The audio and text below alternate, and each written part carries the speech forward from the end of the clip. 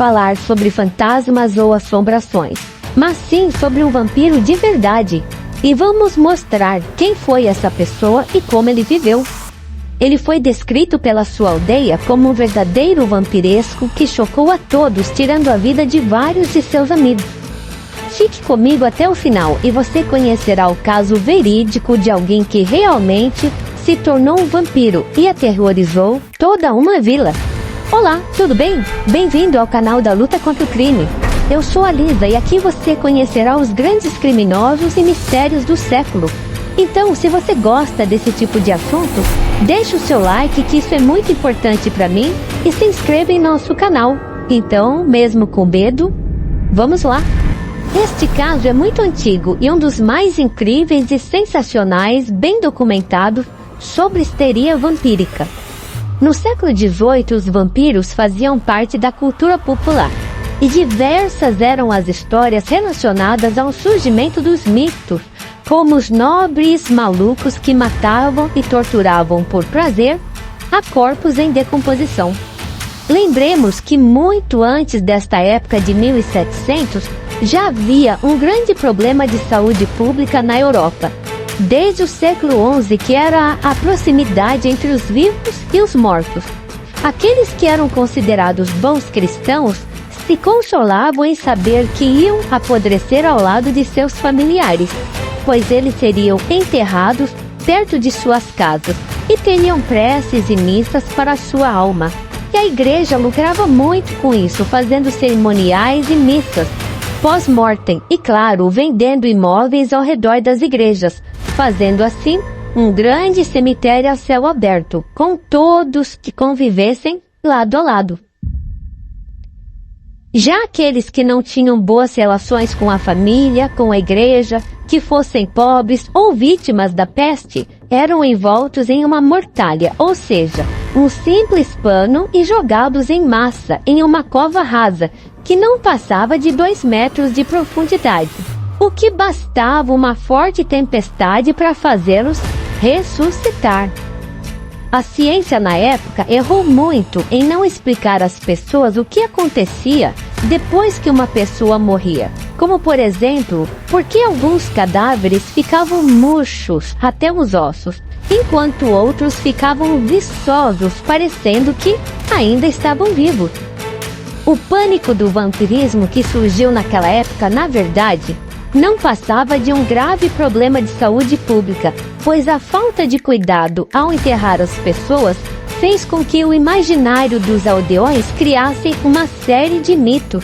E um deles foi de que a única forma de cura para os mortos-vivos era de exumar os corpos, enfiar estacas em seu coração, decapitar e até mesmo queimar os corpos e espalhar as cinzas do morto-vivo em água corrente. Somente a partir de 1715 é que essa ideia começou a ser contestada pelos bispos católicos e também pelos protestantes. Nosso caso se trata de algo um pouco diferente, pois jornais vienenses da época relataram uma certa investigação supervisionada por um representante da monarquia austríaca, depois que os moradores locais de uma determinada região da Sérvia exigiram que fossem tomadas medidas necessárias sobre um certo cadáver. Este oficial da monarquia era um chefe da área de segurança e saúde, chamado Ernest Frombald, que disse ter testemunhado todo este caso. E aqui está o seu relato. Tudo acontece com Petar Blakojevic, um simples aldeão agricultor que nasceu em 1662 em Voivodina e que vivia em uma vila chamada Kiziljevo, na parte da Sérvia, que fazia parte dos turcos otomanos, mas que depois foram para as mãos austríacas em 1718. Tudo indica que Petar foi o primeiro vampiro da Sérvia, fazendo com que o medo se infiltrasse nos ossos dos habitantes locais. Petar, como disse, era um simples agricultor que morreu de forma misteriosa em 1725 aos 62 anos. e que voltou dos mortos como um vampiro para matar e assombrar os que ficaram. Moradores da vila onde Peter vivia narraram que assim que ele morreu, coisas estranhas começaram a acontecer, como por exemplo, aqueles que participaram do seu enterro começaram a ficar levemente doentes e também começaram a relatar que tinham sonhos e pesadelos com ele, dizendo que ele voltaria para matá-los e beber o seu sangue. Os rumores começaram a se espalhar e disseram que o morto-vivo andava pela aldeia durante a noite. Em apenas 8 dias após Peter ser enterrado, 9 pessoas morreram de forma misteriosa, e todas elas disseram que Peter dizia que elas seriam estranguladas. Com isso, os idosos da aldeia começaram a espalhar que Peter era um vampiro, que significava alguém que voltou da morte, para caçar os vivos. O que fortificou essa história para todos da aldeia foi a esposa de Peter dizer que ele a visitou em uma madrugada e pediu a ela os seus sapatos antes de tentar estrangulá-la. Desesperada, a mulher com os braços roxos e toda machucada pega suas coisas e abandona a vila de medo. A vila inteira, desesperada, sem entender o que estava acontecendo, exigiram que o chefe da área de segurança, Ernest Frombald, junto com o padre Veliko Gradisti, desenterrassem Peter, para que todos vissem se ele realmente era um vampiro. Ernest tentou convencer os aldeões que tudo não passava de uma coincidência e que para tal procedimento era necessário uma permissão das autoridades austríacas em Belgrado. Porém, os aldeões, inconformados com as mortes dos 9 moradores, simplesmente se recusaram a esperar por isso e disseram que iam abrir a cova sem a permissão deles, pois eles temiam que quando chegasse essa permissão, todos já teriam sido mortos pelo vampiro. Mediante toda esta histeria, eles exigiram que o próprio chefe de segurança permitisse imediatamente que a abertura do caixão de Peter fosse feito na frente de todos, e sem saída, Ernest teve que consentir. Sendo assim, junto com o padre Veliko, o túmulo de Peter foi aberto.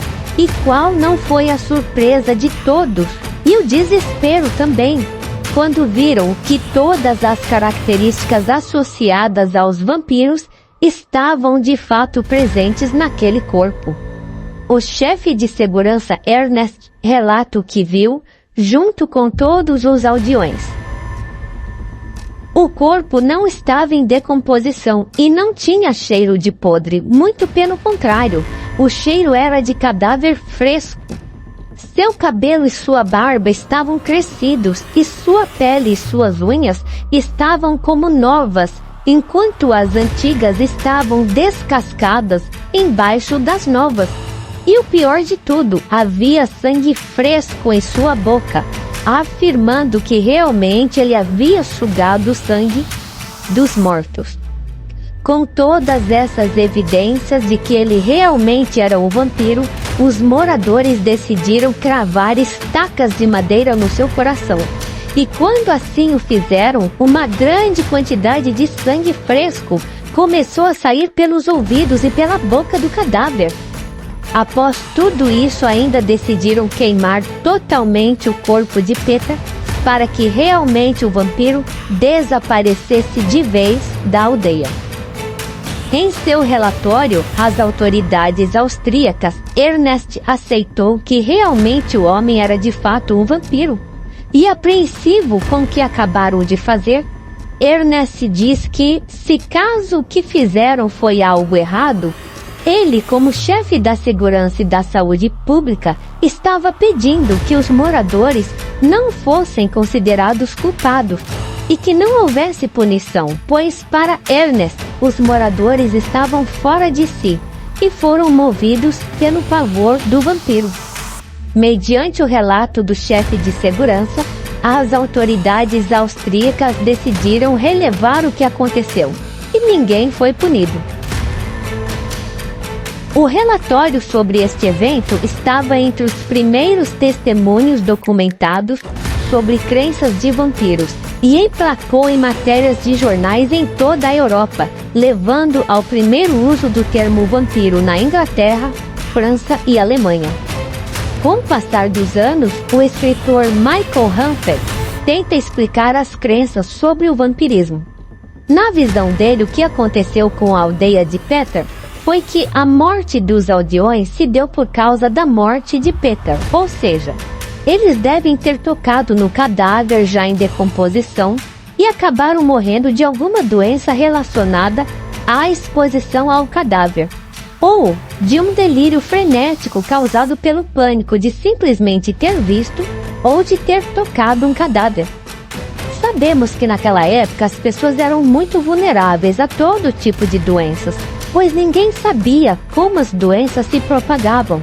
E justamente pela falta de conhecimento, este caso se tornou tão célebre sobre vampiros, pois somente no século XIX, com o aparecimento de equipamentos tecnológicos na ciência, é que ficamos sabendo sobre vírus e bactérias e como elas matavam.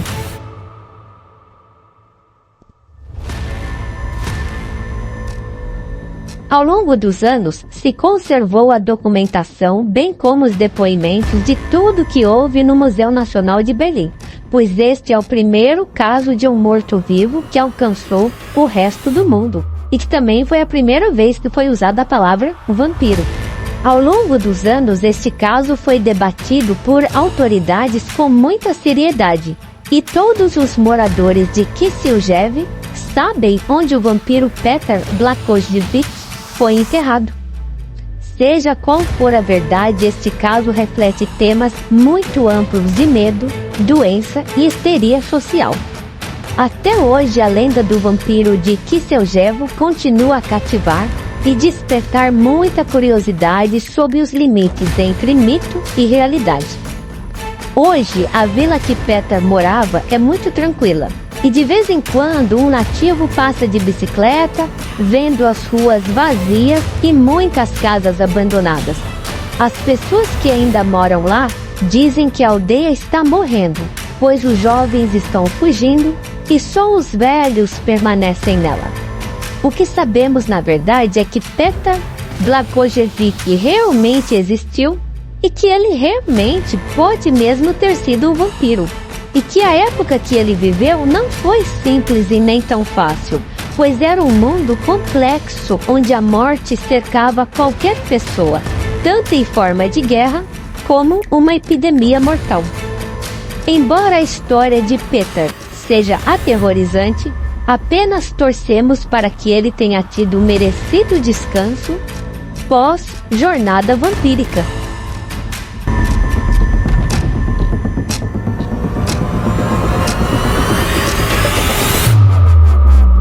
E aí, você conhecia essa história do primeiro vampiro da Sérvia? Então, se você gostou, dá um like. Não se esqueça de se inscrever em nosso canal, pois isso é muito importante para mim. E se quiser falar sobre o assunto, manda aí o que você achou dessa história incrível. Obrigada por ter assistido e até o próximo episódio da nossa luta contra o crime. Bye bye!